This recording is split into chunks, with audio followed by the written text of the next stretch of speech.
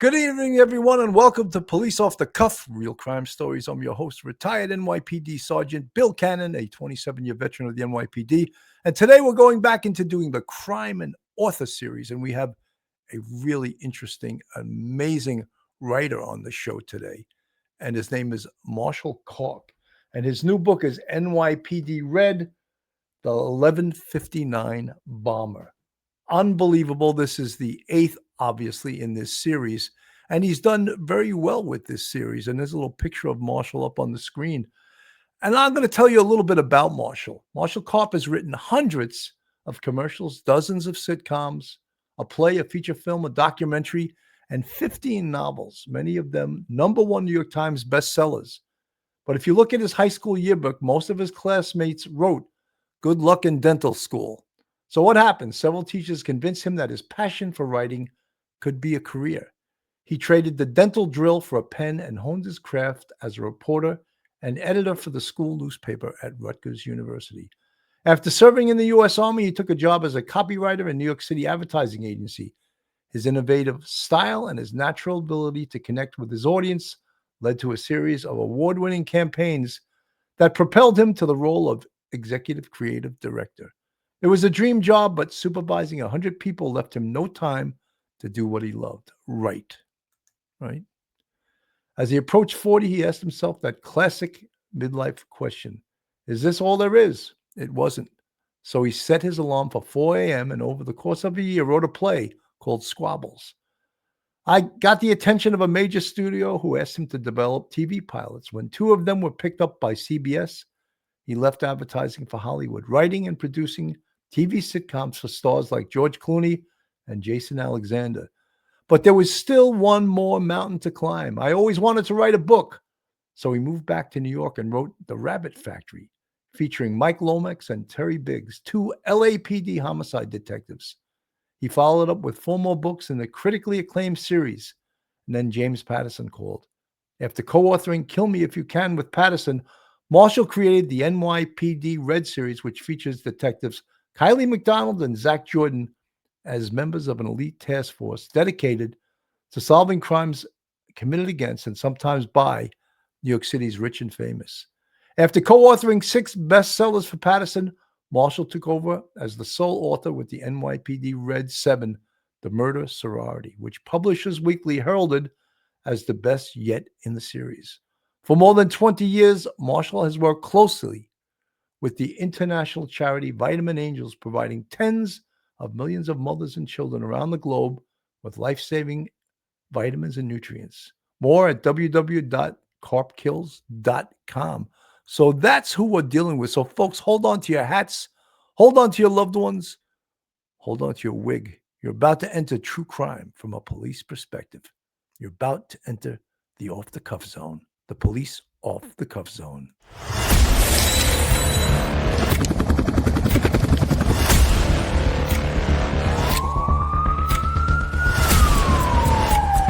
There has to be some common sense. They were the ones who called 911 to get him help, and now they're calling for change.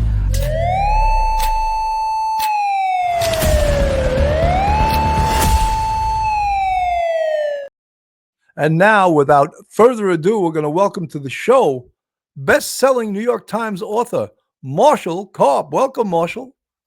Bill, thank you. It's great to be back. It's great to have you back. And this I know is, I started reading it. I didn't get through it yet, but it's very exciting to me because all of cops know when you talk about who's the real police and who's not the real police, people that actually worked the street, people that did these investigations. And basically all of us that came from my era of the job were 9/11 first responders. So we all knew that at that day and time, that was a historical event. That was, of course, a horrible attack on our country. But to me, it was my privilege and my part of my history as an NYPD sergeant that I responded to that. And I think everyone that responded to 9/11, even though many have bad health effects from it, we felt that it was our privilege to be rescuers and to respond on the day of need for our city. Those guys are heroes, and those men and women are heroes. And I work with one of them, and you know him well. One of the reasons a lot of cops really love the NYPD Red series is because they go, how do you know all this? This is real. This is not like some guy who watched a couple of episodes of Law and Order and decided, okay, we'll do it like that. And you know the guy who is my right-hand man who keeps me honest and makes sure I get everything so that it's surprisingly real. You know, Marshall, if you write one thing in your book that's incorrect, you will lose the entire cop audience. They're like, you read, he wrote this, that's bullshit. But if you get everything right, like you obviously do, they're like, wow, he knows what he's talking about, right up and down to the lingo, which is so important. Well, let me read you the dedication to NYPD Red 8, the 1159. It's for Danny Corcoran, detective, first grade, NYPD retired, my friend, my anchor, my partner in crime. Danny is why these books have the ring of truth. And I love him. We started as a working relationship and best friends. Well, obviously you clicked and you got a good guy. He's a humble guy. He's very competent. He's smart, you know, and he knows the job. And that's a great person for you to pick his brain on what's real and what's bullshit. You know, I love cop lingo, and some of it we even made up ourselves. We used to call a chief's like assistant his little bucket boy. And that like caught on through Manhattan North. I don't know if other boroughs used it. We're like, yeah, that's the chief's bucket, you know. And every time we heard it, people just said, "What's a bucket?" And we're like, "He carries the piss bucket for the chief," you know. Danny is not only knowledgeable about all things relating to police, but Danny was a HNT. He was a trained hostage negotiator, which means over the course of his career, he talked so many people off of bridges, off of ledges. He, knock wood, he batted 1,000 every time he went to stop someone from killing themselves. He succeeded. Now, that is almost that is the most important qualification anybody working with a neurotic author can have. There's just times when I call him and I go, Danny, I'm on a ledge. I love this guy, and he's so amazingly capable. And the cop humor, the cop reality, they're all in the book. And yes, I'm the writer, and Danny never wants to take credit for the writing, but he's the one that makes it real. So it's a bromance like none other, because I'm a little older than he is, but doesn't matter. We are buds. You know, Marshall, it's like I've had probably some of the greatest laughs of my life in an NYPD detective squad, where it was almost like constant ball breaking on each other. And that's how we survived, because we basically lived with each other. You know, sometimes I would go to work and I was in the detective chart, 4 on, 2 off, you know, and you know, you do your first 2 4-to-1s, then you do day tour. So you lived at the squad. And if something happened, you might never go home. If you had a homicide, you may stay there for 3 or 4 days. And people wondered, like, did they get you a hotel room? Yeah. Hotel room is the dorm, some dirty dorm with roaches. Yeah. Small kid, you know. Make sure it's a hotel with a spa so we can get a massage. No, you know, and the cop ball breaking, Danny has told me stories. He goes, basically, here's the philosophy: when a man is down, kick him. There's a lot, you know, someone said to me once, and it was so true. It's like, God forbid you come on this job with any imperfection. You have a stutter, a tick, or something. They're gonna zero in on that and just unmercifully destroy you. And you know, some jobs, people be suing and all that. It still happens on this job, but not as often. But it's part of the banter. It's part of the esprit de corps, right? Yeah. one of my favorite things that Danny gave me that's in this book, the 1159 bomber. There's a cop who is his mother is a state senator, so he got the cushiest job, and he's a pretty boy, and he went up to, now I don't remember what squad it was, but there were so many good-looking young cops there who were more interested in meeting women than in solving crimes that they called it Fort Swipe Right. And I said, great. that's in the book. That's in the book. You know, we've also, though, the NYPD has been caught up with the political correctness too, because, you know, precincts used to get their own shirts and hats, and some would say, you know, Fort Hood or Skell Zone or anything. And then I think former police officer, police commissioner Kelly banned those sweatshirts and those hats because they were like too graphic and too politically incorrect. But they were a lot of fun. Again, esprit de corps, you know, guys, 28 precinct in Harlem used to have a sweatshirt said, "Ain't none better." That was their saying for that precinct. You know, Washington, the 3-4, Washington Heights, the Heights, you know, all of these, which again is esprit de corps, and you're proudly working, you know, do or die, Bed-Stuy, you know, the 9th precinct was one of the busiest in Manhattan South. So yeah, I think it creates it, but you know, the job has changed so much. Investigation has changed so much because there's not a place you can go on this earth, Marshall, without being caught on a video. And you know that. I'm sure that's been addressed in your books. Oh, yeah.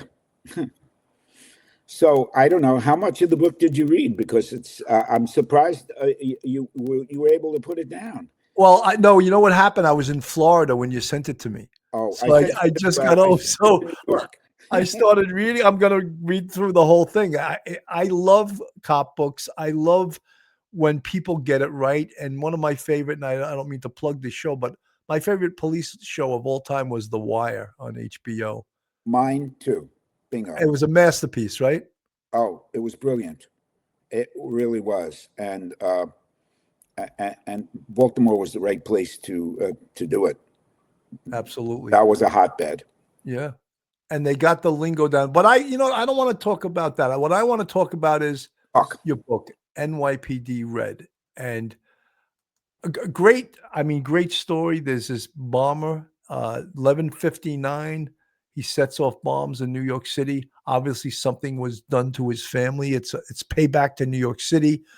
And we think about something like that, and we think, could that happen in New York City? And my answer to that is, it could happen anywhere. You know, we used to think we were impenetrable as a country till 9/11 happened, and we realized we're not. And even something like this, and I mentioned to you off the air, that terrorist attack in Mumbai years ago when the 5 terrorists got off I think they came ashore from a boat, and they just basically killed people for hours, and the police there couldn't stop them. Well, when you ask, could it happen? I started the concept of a guy really pissed off in the very second chapter. He's calling the city. He starts by calling 311. He's going to let them know that he's going to blow up a bomb at 11:59. And of course, when he calls 311, he gets the robotic operator. He can't get through. So finally, in frustration, because he didn't want to call 911 because they're smarter than 311, he calls. he says, I am going to do to this city what it did to my family. And the operator says, what are you going to do? And he says, do you know what time it is? And she goes, yes, sir, it's 11:58. He says, you'll know in a minute. And of course, the first bomb goes off at the Wall Street station at 11:59 a.m. And it's devastating. And they're looking for the guy behind it. And then the next day, a second bomb goes off at 11:59 a.m. in a major department store. And now they know when the next bomb is going off, but they don't know where. And when I was a kid, do you remember George Metesky, the mad bomber? Yes. Maybe you. Oh, good. You're No, not I that. remember it though. Yeah, I So remember the there was a story. guy. NYPD chased this guy for 17 years. He was a disgruntled Con Edison worker, planting bombs in Radio City and Grand Central, wherever there were people. He didn't do a lot of damage, but he was terrorizing the city. The thing is, my thought was, well, if people know, there are countries you can live in where you know a bomb can go off any minute, but what if you knew that the next bomb was going off at 11:59 a.m., 1 minute before noon? You probably would stay home from about 9:30 to a quarter to 3. And since this guy is pissed at the city, he's trying to cripple the city. So it's like COVID. Nobody's in the supermarkets. Nobody's in the department stores. Nobody's at restaurants. People are shying away from the subway. And the city is collapsing under the fear. And the line at the front of the book says, it's 11:59, and the city that never sleeps is afraid to get out of bed. So it's all about this guy terrorizing, and how does the NYPD Red Squad find him? Because as Danny's father, John Corcoran, says, Marshall Karp writes really smart bad guys, but he writes even smarter cops. But it takes a while. Well, that's great. What a compliment, Oh, Marshall, when you were talking great. about that, how no one would go out till after 11:59, obviously, once this, you know what it immediately reminded me of, and I'm old enough to remember this, the Son of Sam. And the Oh, Son of God. Sam absolutely affected the city's economy, specifically the whole nightclub and bar business. No one wanted to go out because they were terrified that this guy was going to shoot somebody. And even the mob, the wise guys, were like, they were hurting in their pocket because this guy was hurting the businesses, because people weren't going out because they feared this, as he was called, the 44 caliber shooter. Yeah. I'm glad you said that, because what I try to do with Danny's help is give these books that ring of truth. This could happen. This could be the crime. This could be the bad guy. And this really could be the way that NYPD solves it. And it's not CSI, it's not forensic, it's smart cop, hard work, a lot of cops. And when you have something this major, you can call in as many detectives as you need to solve this.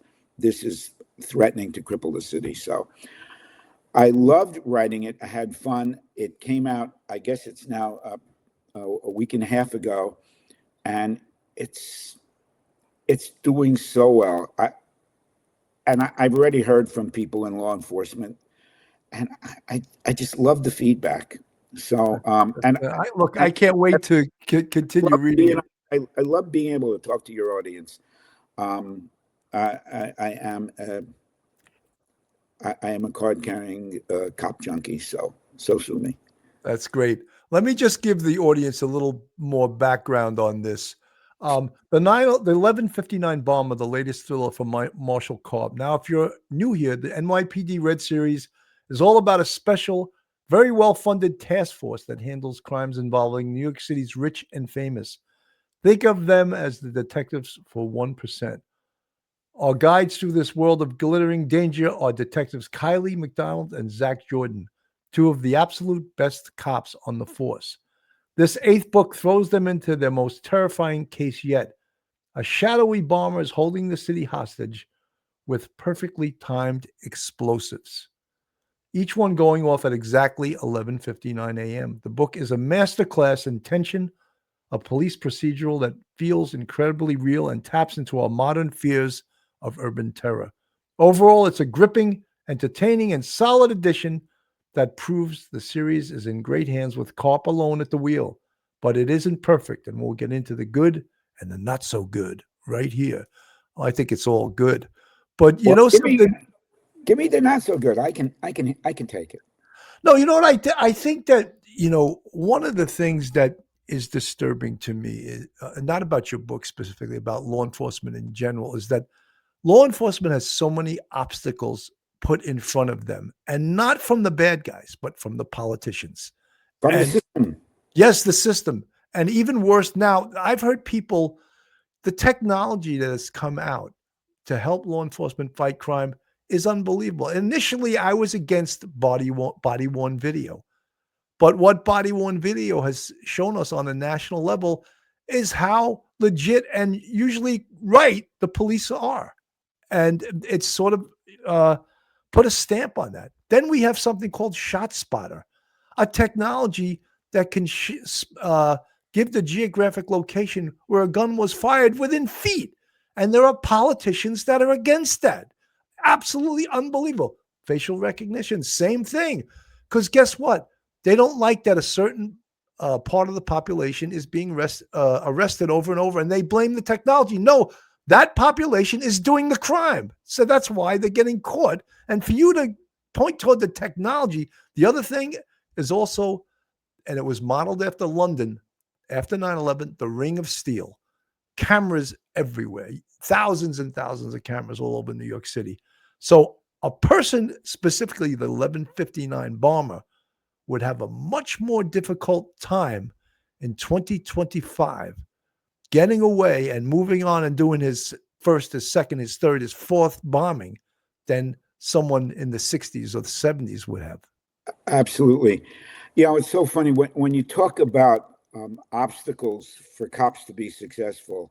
And also, there was a reviewer who gave it like 4.5 stars, but she said she didn't believe that the two lead detectives on this major case that was throwing the city into turmoil would actually fly to Toronto, Canada, to interview a potential witness. And Danny goes, we flew everywhere. If there was something, so I mean, it's people reviewing police procedure that don't really know police procedure. But what you're saying about how difficult it is for the perp to avoid the cameras, there was a section of the book where I wanted the bad guy to get from here to here. I went to AI and I said, what do you know about security cameras throughout the world? And he goes, well, there's China, there's London, and New York is pretty good. I said, what if I wanted to get my guy from here to here? How could he avoid the most security cameras so it sounds believable? Now, AI is not writing the book, but it's giving me the information I know of which highways to take. Also, the bad guy calls 911 from the one place in New York City where his phone can't be traced. And if you read the first cup, Central Park, Deep Meadow, yeah, especially a few hours before a concert. They know it's coming from Sheep Meadow, but they don't know where. And there's thousands of people on blankets, so they can't. But if he called from the Staten Island ferry, they could find him. So right. These days it has to do with the bad guys' ability to defeat technology, but by the same token, the good guys looking at body cams, cop cams, are able to find something that would have escaped them otherwise. So, I pay attention to what's out there and the world we live in. So, Marshall, that's something called, when it's done in reverse, called countermeasures. And I did 6.5 years in anti-crime, 3.5 as a cop and 3 as a sergeant. And to me, anti-crime was the purest form of police work on this earth. You were in plain clothes, you could blend in, and people that you felt were out there to commit crimes, you would conduct surveillance on them and actually watch them in the act of committing a crime, a robbery. I've seen gunpoint robberies right in front of me, and to me, that was, maybe I'm crazy, it was with the biggest thrill to actually see the crime go down and catch them after that, but 2025, guess what happened to anti-crime? Gone. Politics, get rid of anti-crime. They're too aggressive. They're too effective. Get rid of them. Citywide anti-crime, street crime, one of the most effective units in the history of the NYPD. Get rid of them. They're too aggressive. So this is the climate that policing is conducted in, not just in New York City, but across the world, because as New York City goes, many police departments across this nation follow the NYPD because they look up at the NYPD as the #1 police force in the world. And as we go, other departments go. Sort of sad that the most effective units on the police department have been disbanded by politics. Well, I don't want to get into the politics, but one of the things that Danny has helped me with is to make me aware of what the police can do, what they can't do, and what they have to do if they want to bend the rules a little bit without breaking the law to prevent murder, mayhem, and whatever else will follow. So, yeah, I know I'm writing crime fiction in the real world. And when I hear from cops and saying, yeah, that hit home for me, or when I hear from friends, civilians who go, wow, I didn't know what the police were up against. So, yeah, no, it's amazing. Let me go to a quick commercial, Marshall. We'll be right back on that thought. Have you or a loved one been injured in an accident with a commercial vehicle, like an 18-wheeler, delivery van, bus, or rideshare, and you weren't at fault? These cases aren't like regular car accidents. They involve corporations, insurance companies, and complex transportation laws. You need an experienced attorney who knows how to fight and win. That's where the team at 911 Law Call comes in. We connect you with top law firms that specialize in commercial vehicle accidents and have a proven track record of securing real compensation for victims just like you. The consultation is free. There are no fees unless we win. Call 866-814-2911 now. That's 866-814-2911. 866-814-2911. Justice for commercial vehicle victims starts here. 866-814-2911. No fees unless we win. That's 866-814-2911.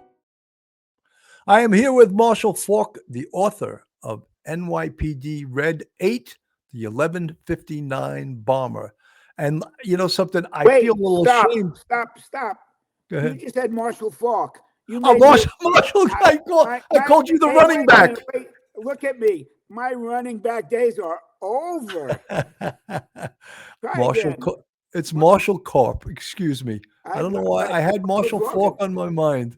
He's a pretty cool guy to be compared to, right? That's for sure. That's for sure. So, Marshall, this is such a, it's such a timely type of book, because this could happen in New York City, and we've seen it happen in other cities, versions of terrorism. And right away, it comes back to me, and I think of the Boston Marathon bombing. Absolutely. And a horrific event, but we can draw a lot from that, where we can learn a lot of things from that. And specifically, everything is digital these days. Everything is, did we get all the digital video of all the people out there who took videos during the Boston Marathon bombing? And the FBI, to their credit, opened up a website, and they had people that were at the Boston Marathon bombing send in their videos. Yeah. And that is how the Tsarnaev brothers, who were the two Chechen bombers, how they were caught. They actually had video of them putting the backpack down with the bomb inside it. And you got to think that technology in a case like yours, the 1159 bomber, that would come into play. Oh, absolutely. And by the way, early on, I made a decision that this bomber this would not be a political bombing. I didn't want to get in that. He says, I want to do to New York City what it did to my family. There's also, when you talk about ring of truth, authenticity, there is a chapter in there where a member of the bomb squad has to disarm a bomb. And I did a lot of research. And in fact, there's the name of a real cop. I often use real names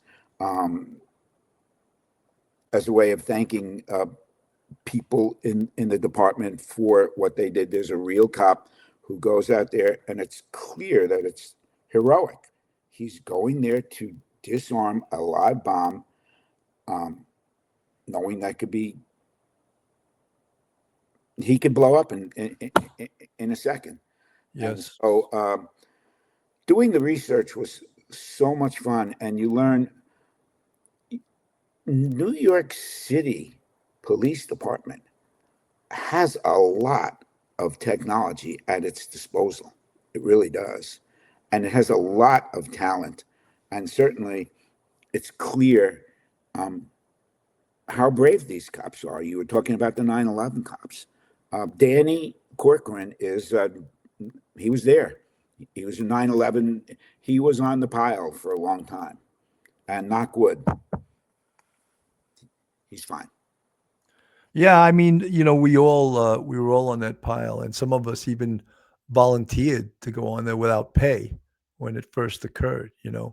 And seeing some of the things that I saw uh, during the 9/11 recovery was horrific. I mean, I was in a 2-3 detective squad as a sergeant. I've seen a lot of murder scenes. I've seen a lot of bodies. I've never ever seen anything like I saw the condition of the bodies brought to the morgue on 9/11. And it'll always, they say one of the things in police work is that you can't unsee something. Once you see it, it's imprinted on your brain for the rest of your life, and deal with it. I was in Manhattan on 9/11, and my daughter was at ground zero, and I knew that her bus from Hoboken, and she got off the ferry from Hoboken, her bus got to Tower 1 at 8:45, and she was actually on the bus when the first plane hit. She saw a truck just lift off the ground from the shock, and then, as any father in the world can appreciate, she was then missing for a small eternity until she was able to call me from a ferry going to Weehawken in the middle of the Hudson River. And for me, that was life-changing. I think you mentioned in the intro that I've done a lot of work for Vitamin Angels, and it was a small charity that's now a global charity, because when something as good as your daughter being spared happens, you want to find a way to give back. And for me, that was the way. I don't mean to get off the topic of fine fiction, but we're all human, and 9/11 changed us forever.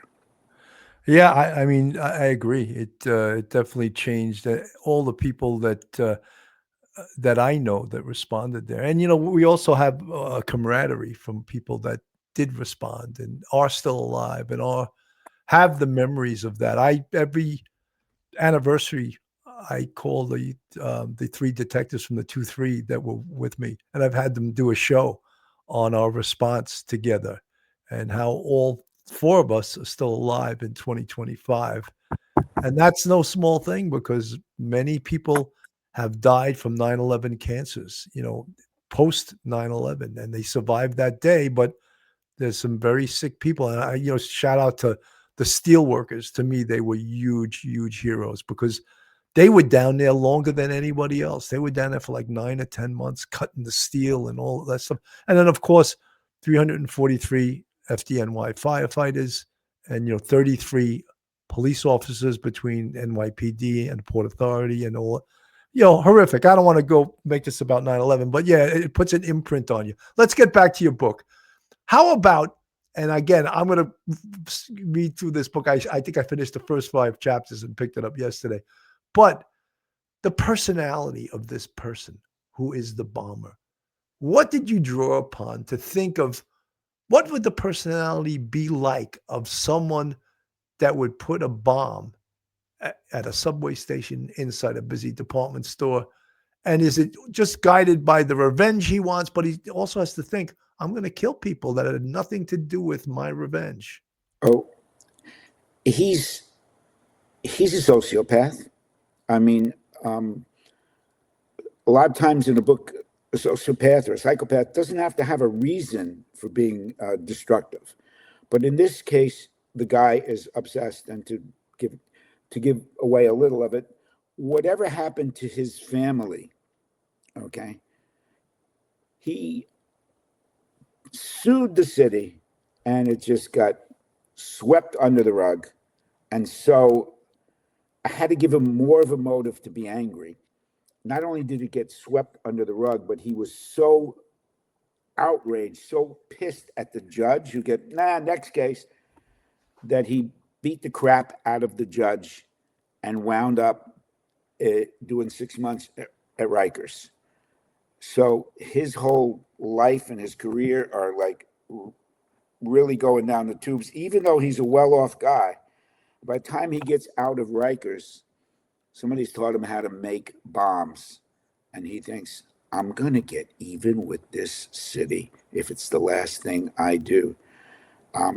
His family are immigrants from Eastern Europe. He grew up with that. He grew up with that blood for blood, eye for an eye, and it's hardwired into him. And the more he stews, the more insane he gets. The people who are dying, and he knows there are people dying, collateral damage. It is what it is. It's like being the general of an army. When you send the troops out, thousands of troops, you know some of them are going to die, but that's what you have to do. And to go out to craft him, to make him believable, he's not a lunatic. He's just a man on a mission, and he doesn't care what he destroys in order to get revenge on the big picture, the city of New York. Wow. Did you model the bomber after anyone that you had met or interviewed, or did you have anyone in mind, a persona perhaps? No, I think in this case, the guy slowly came to me. I think a criminal, wherever possible, unless he's just a nutcase, should have a motive that convinces him he's right. And when we meet him, and when we finally, spoiler alert, we do catch the 1159 bomber at the end of the book. Oh my God, you just lost 50,000 sales. Well, that's okay.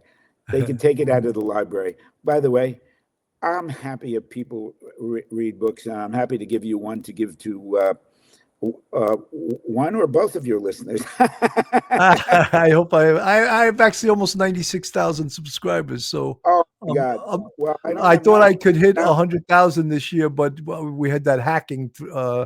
I was hacked for I was down almost 2 weeks. So I know it was in all the papers. I read about it.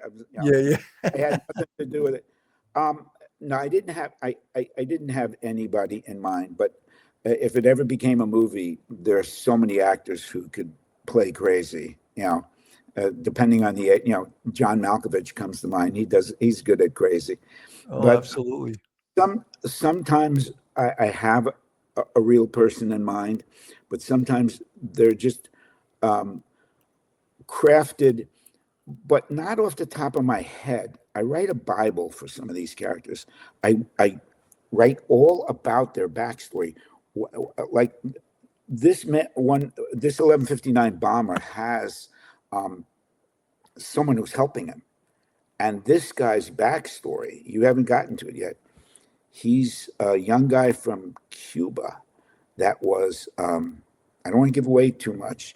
He was a rising star in the Cuban National League as a pitcher, but then things went south for him. And so, without getting into too many details, it's based on what could happen if I start living the life of one of these characters. Wow. Something that also, what you just described, would give detectives a lead or leads to perhaps capture the bomber. And also, I am no expert on bomb making, but how the bomb was made gives detectives a tremendous view into where this person learned how to make this bomb and the materials he used. Also, materials are traceable. Where did they get these materials from? And look, even in the 93 World Trade Center bombing, they found the VIN from the U-Haul truck that was blown, to smithereens. And that's how they tracked the bombers rented it. And the idiot went back for his deposit. Did you ever hear that one? Oh, God. He tried to get his deposit back for the truck. Well, I'm afraid I don't want to give away anything, but I think that people will really love the detective work as much as the pyrotechnics and the action.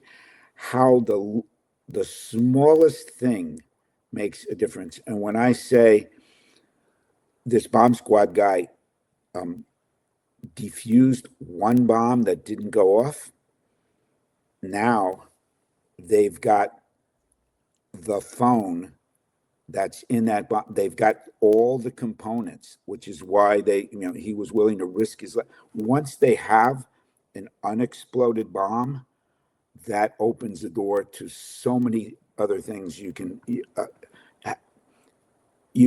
follow up on. And I'm trying to tiptoe because I don't give too much. No, 100%. And something, to me, of all the things I've learned in my career as a NYPD Detective Bureau boss, was that interview is one of the most important things. And that's talking to people. We got more information talking to people than any evidence in any other way. Forensic evidence, everything included, the witness, the person that heard something.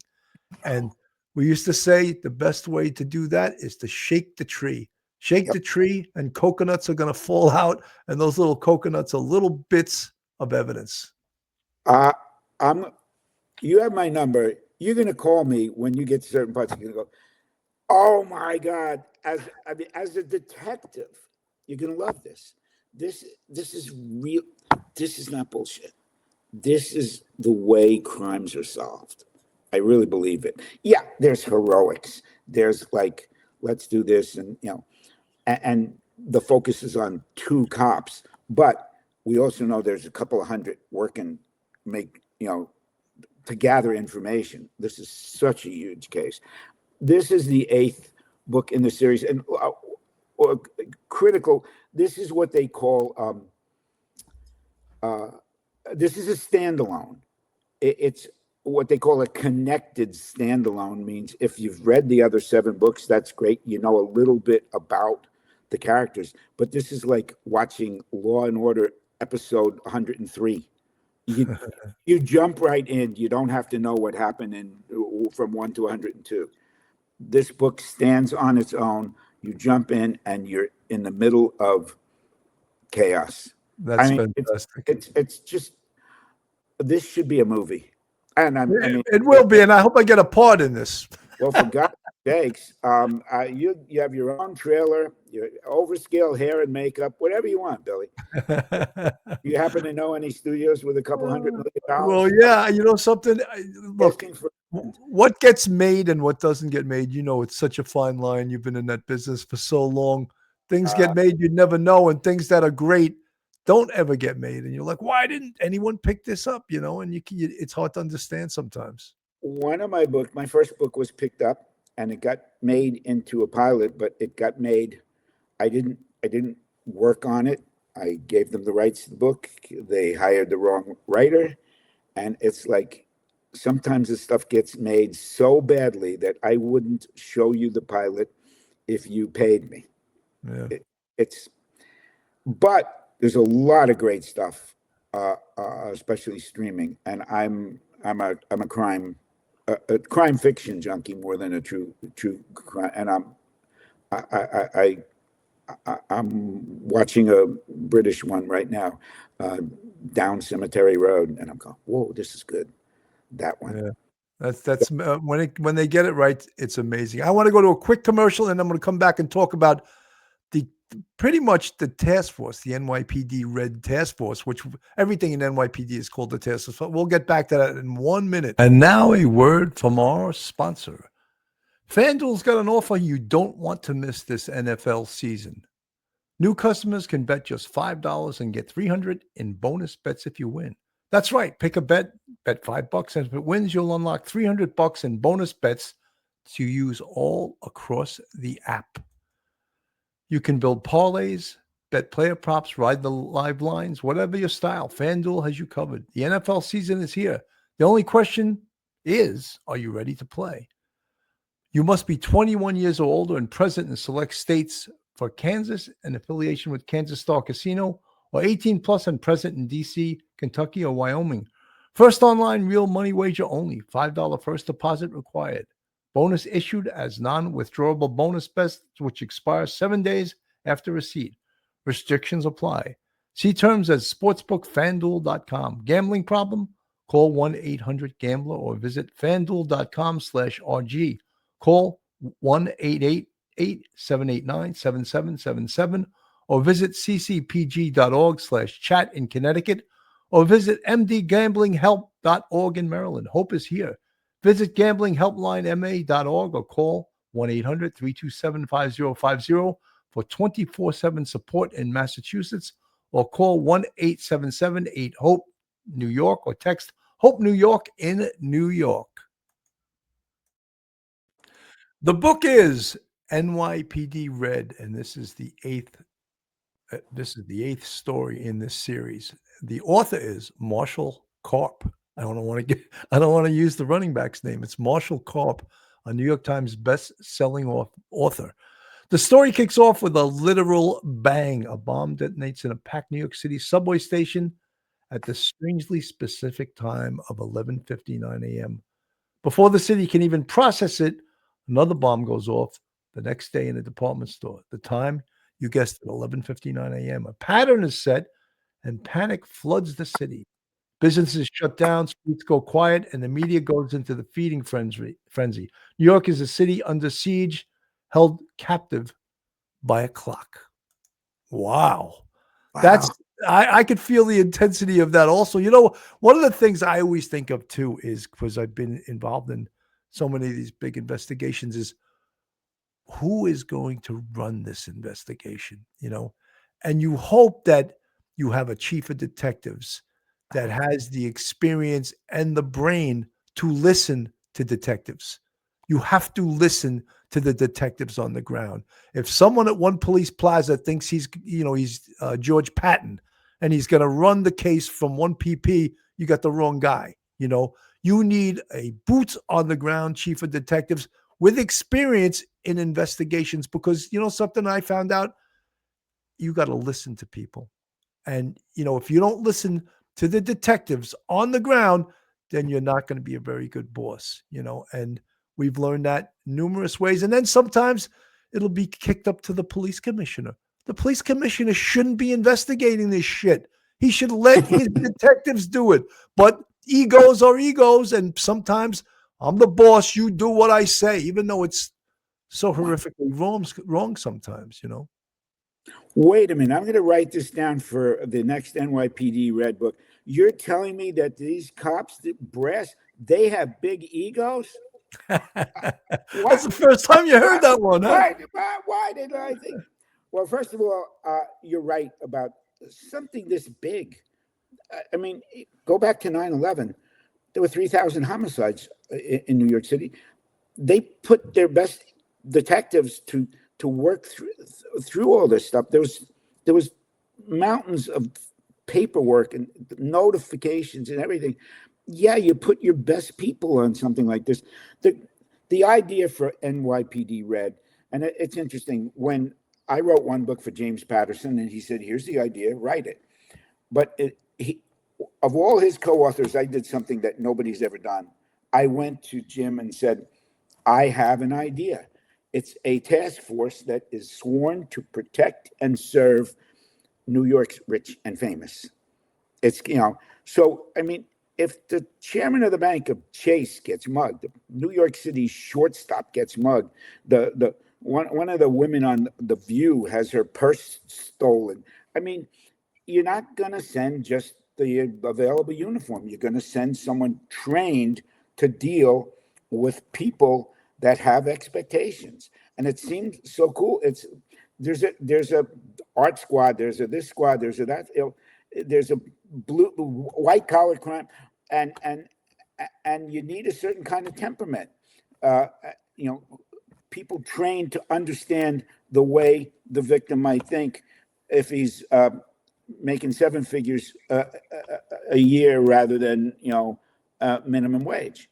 And so Kylie McDonald and Zach Jordan, who have a history from the academy, and they've gone their separate ways, but there's still some sexual tension because people like sexual tension, but they are about as smart as you can. And Zach he's a pretty straight shooter. Go by the book, do that. And Kylie, she's one of these can go off the reservation.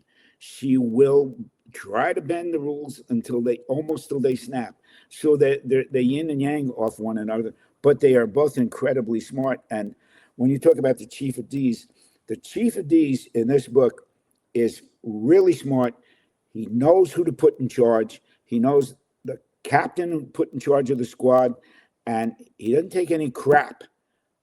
And he knows how to delegate, and he knows how to get the job done. Yeah, there is one asshole in the book. Okay. Only one. Well, there's a guy from DCPI who is, tries to make it as much about himself. He's the guy that his mother was a state senator, and he wound up with the cushy job, but he just is that one guy that's going to get in the way. You ever work with a guy who gets in the way rather than helps? 100%. Yeah, 100% I have. Yeah. Probably everybody. People have their own agendas, and the agenda may not be the police department's agenda, but it's their agenda, Exactly. Marshall, I just want to mention one thing to you, and you said before, and this is the gospel according to canon. If you're Catholic, there's canon law. There's only one N. It's CANON. My name is CANNON. Anyway, a huge task force.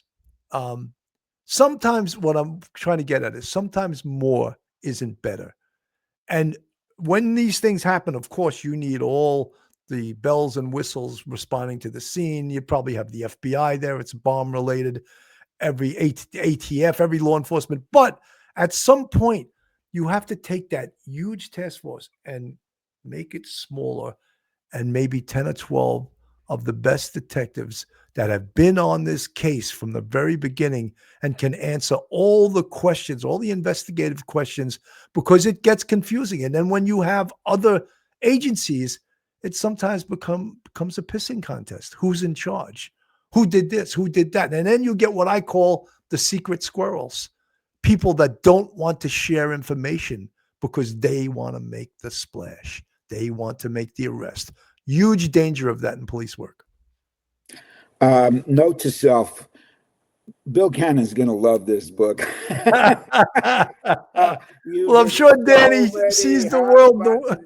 Oh my God! I'm sure Danny Corcoran sees the world a lot like the way I do. God, you don't want to know. It's secret squirrels, all that stuff.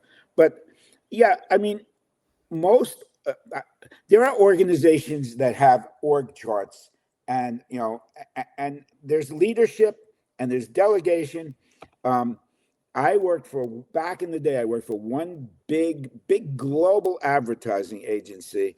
And all it was a series of fiefdoms. There was everybody did. And the motto was just keep doing what you do best until you get caught and they stop you. It's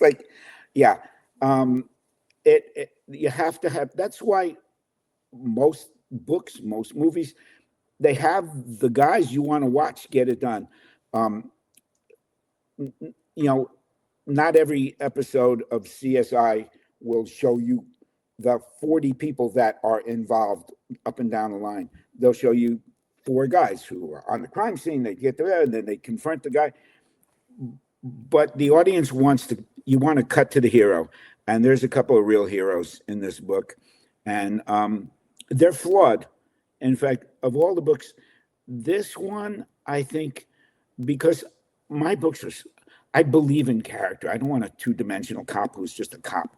I want a cop who's got a life and thinking about this, thinking about that.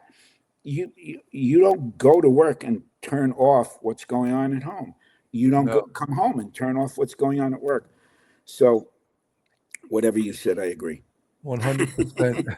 That's for sure. Marshall, while on that thought, when you talk about numerous law enforcement agencies, and I specifically remember during the Boston Marathon bombing, there was a collision between the Boston Police Department, and the chief of police was a guy named Ed Davis, and the head of the FBI.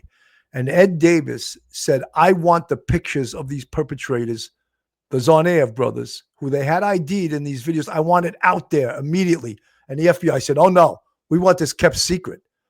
So he fought with them, and the little weasels they went above his head to some politician, and he was ordered not to do what he thought was right. And as a result, and I can't say this was 100% the result, but because the pictures of the perpetrators were not out there, the Tsarnaev brothers, that a cop got killed. Exactly. And perhaps if the pictures of those perps were out there, they would have been aware, and maybe that cop wouldn't have lost his life. So hard lesson to learn. And 2 police cultures, the FBI on one hand, everything has to be a secret.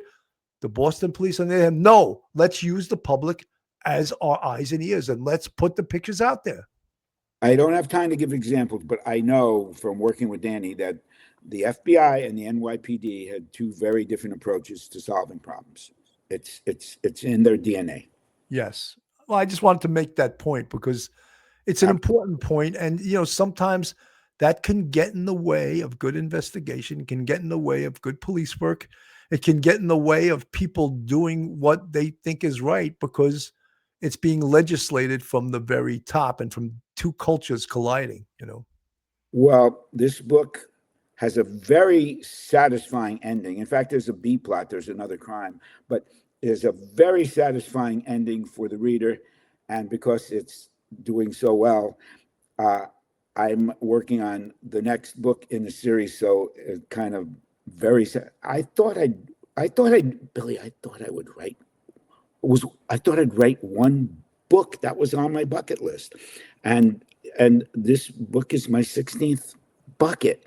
And so you're a bucket boy then. Thank you. Bringing it right back. That's callback. Yep. But I am so happy to be part of this world. Even Marshall, how much fun are you having right now as a man, as a writer, as a citizen of this earth? You seem like you're having a ball. I am having, at the age of 40, I was very successful, and I realized, yes, but I'm successful at what I don't want to keep doing all my life. And I made a decision to point toward this. And if you ever, like you said in the intro, look in the mirror and say, is this all there is? Nah. And by the way, you said he was supposed to go to dental school. I have all the dexterity of a drunken monkey. So there's a lot of fortunate people out there with cavities that escape. That didn't have Marshall Karp drilling in their mouth. Yeah. Marshall Falk would be better. That's right.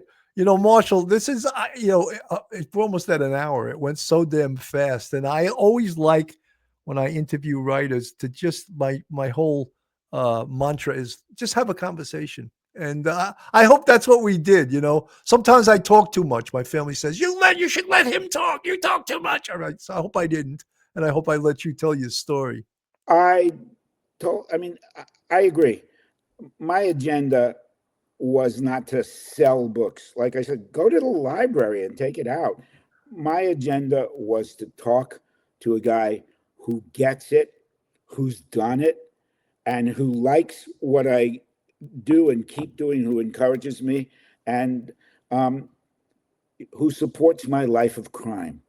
And that's you. So I had a lot of fun. And yes, this is a life beyond my wildest dreams. And That's I love it. fantastic.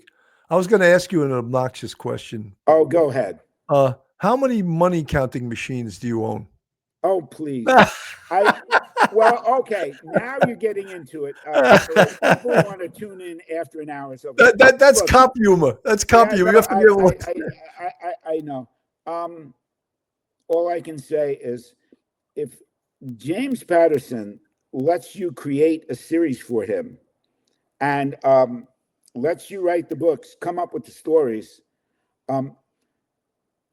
there's something in it for him. So if I have a money counting machine is one, he has an army of money counters down in Florida. But no, I've my first 5 books, I made less than 15 cents an hour over the course of 7-8 years. It only got better, and no writer goes in it for the money. No. The fact that I've been able to sell some is just part of it's the icing on the cake. But what I feel, and I have I have an Instagram account, Marshall Karp Author, and I talk to people who read my books. I love the interaction between writer and reader, between writer, researcher, and cop. And, even the book we talked about 10 months ago, Don't Tell Me How to Die, asking women what they would do if they were in this one woman's situation. I love what I do. It's like police work. You don't get into this for the money. You get into this for knowing you've made a difference for the time spent on the planet. Absolutely. And I'm a happy camper. Folks, the author is Marshall Karp, and the book is NYPD Red. This is the 8th of this series. It's no doubt going to be another New York Times bestseller because he can't help himself. He has to write bestsellers. That's just in his DNA. Anyway, folks, Marshall has also offered to, I'll have to pick what the contest is, but to give away one of these books to a deserving person who watches this show. And I'll have to pick it. I haven't decided what the criteria will be, but the winner will receive one of these books, and I'll let Marshall know who the winner is and the address, and he can send it to you. Marshall, it's such a pleasure to interview you. You're a hell of a good man. And something, Marshall, when I retired from the police department, I started teaching college for a while, but I tried other things. I tried acting. I did stand-up comedy for 7 years. And I was just like, I did, like you say, you got to look in the mirror and see what else you might want to do. And then it's led to this podcast. So no more comedy, no more acting, but I do get to do this podcast, which is a hell of a lot of fun for me. And it gives your family the opportunity. Says, will you stop talking already? You talk. That's right. You talk too much, Dad. Shut the hell up, Marshall, have a great day. Thank you so much for coming on. And if you could, in an email, send me your phone number. I don't know if I have it, your cell number. Yeah. All right. Just don't put it on eBay. Okay. No, you think you'll get a lot of hits or what? I don't know. Anyway, God love you. All right, guys, I'm Bill Cannon from Police Off the Cuff Real Crime Stories. This was Marshall Karp, and the book is NYPD Red 8, and it's going to be destined to be a bestseller. Have a great day, everyone, and God bless. One episode, just saying no.